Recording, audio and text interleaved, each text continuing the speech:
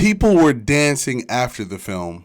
That was beautiful. Good movie, guys. Good movie. Go ninjas, go ninjas, go. Go ninjas, go ninjas, go. That was the excitement that we experienced being able to watch Teenage Mutant Ninja Turtles, Mutant Mayhem. It was really good. It was a really good film, guys. 10 out of 10.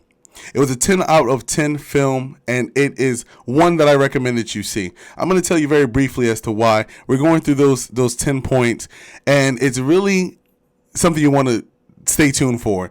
Don't forget to hit that subscribe button, guys. Thank you so much for your support here on the Cinema Scale. We love bringing you guys these movie reviews because I think that if you listen to the review, it can save you money. Like, my job is to make sure you guys don't waste money going to see movies that just don't pass the scale. Let's talk about the plot, number one. The story arc and the plausibility. Loved the story arc aspect. We're talking about teenagers here, guys. Keep in mind that although they're turtles, they are still teenagers. And so the plot develops this plausibility in the sense that their father is holding on a little bit too tight.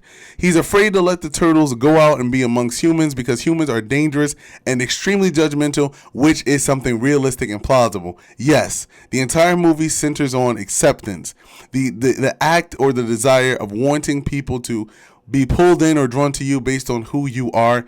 Very nice. So yes, it was plausible. We can all relate to the plot of this film. The turtles feeling as though no one would accept them because they're mutants, and the humans once again proving that humans can be very judgmental and icky, to say the least.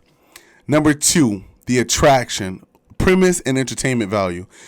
The thing that really attracts one to this film, if you're going to use this scale, is that it was unique. The attraction aspect of it, the way that they developed that story arc and plausibility, you find yourselves entertained through and through. I laughed a lot. And one of the things that I was looking for in my notes when I'm watching this film is that Teenage Mutant Ninja Turtles is a 90s film. It's in production, series, or whatever. So I was looking for that same kind of entertainment because even though it's a different movie, you still have the name there. So I would expect to see those turtles acting to the way they're supposed to act. There's supposed to be a certain decorum. There's supposed to be a certain vibe, as it were, that the turtles give off, and they did that. And because they followed that same formula that was designed for the film, it became successful. And I found myself being entertained as you'll be entertained.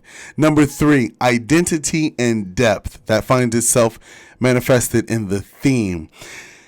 It was a film that you can definitely identify and develop. It's a family film. And so it's a nice lesson for parents that you have to grow with your children.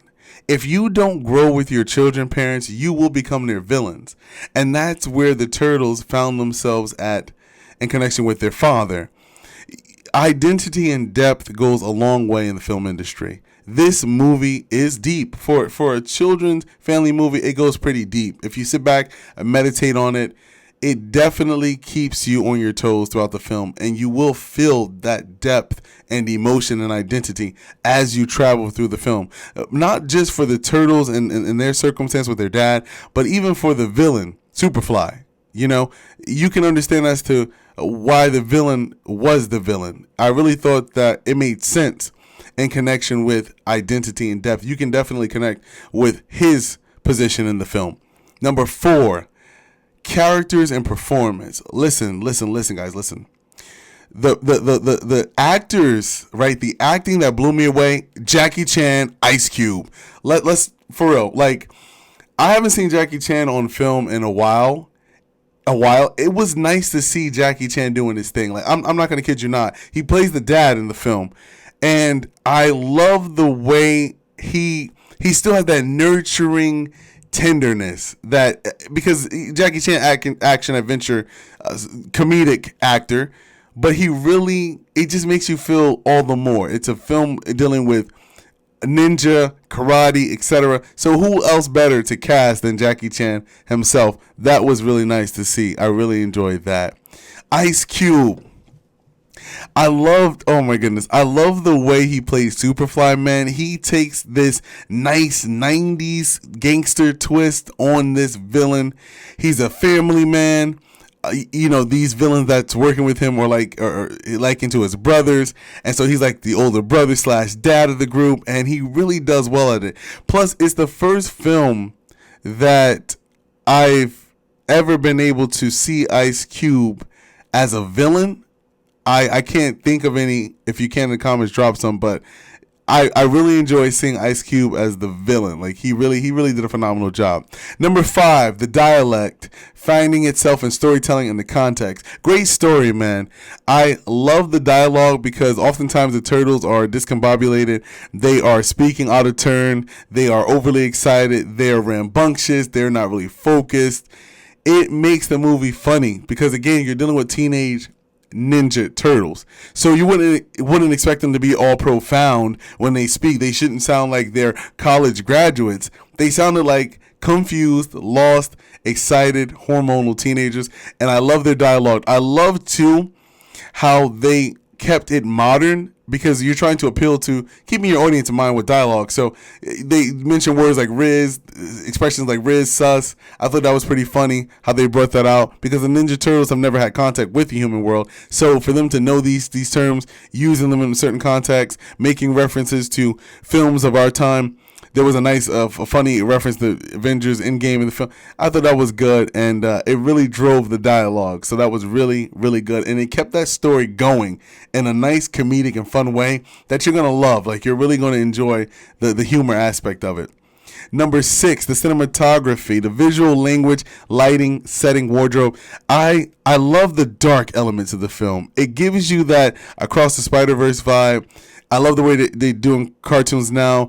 Some of the characters, the humans in the film, are kind of misshapen on purpose. Gives them nice definition. There's a lot of shadow work in the film. A lot of lighting, a lot of visual effect and language that you're going to be able to see. Car chases, the action scenes are really good. They're very magnified and personified. I love the angle work. When expressions needed to be communicated, they did really well with that. The visual language was really strong in this film. Even if you were a kid, you'd still be able to keep up and find some humor in it. Even just different aspects, like when they go into the high school or when they go into the city of New York or when they're in the sewer. You can really see the differences in connection with the cinematography aspect of the film. It is a darker undertone. You're not going to get vibrant brightness, but that really adds to just the background of the Turtles itself. Number 7, editing, pace, and effects. When you're on the scale, the movie paces and its effects are cultivated by being able to keep up with it. If you're going from start to finish and you're lost in the movie and you don't know why they're going this place and you don't know why they're doing that, it can be very, very annoying and you can lose interest just like that. I appreciated that when the movie started, they jumped right into the action. Like, they didn't just give you the background of the Turtles, or they didn't start them off as babies in the beginning of the film. You jump right into the action as if you are a part of the story already, and that is something that will connect you to the film. That's something that's going to make you right away start with interest and be grasping as they're making their way through the film. Number 8, boom, the soundtrack. Guys, the 90s have met the 20s. Long live the 90s. I love this soundtrack. They played some nice music that takes you back to the 90s. If you're someone who has those soundtracks, those nice R&B tracks from certain artists that just gets you out of your seat, you feel that 90s vibe. I like the way you're working, no diggity, I gotta bag it up. They did it was nice homage to the 90s because that's where obviously the Turtles began. I really appreciated how they tied in real life footage. There's some nice effects in that aspect that brings home the point of the soundtrack.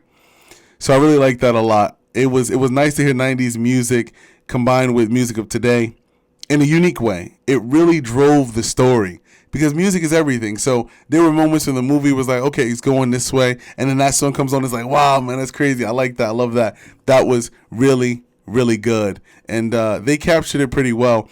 It was one of my favorite. There was several times where I saw kids in the theater dancing, and they were having a good time.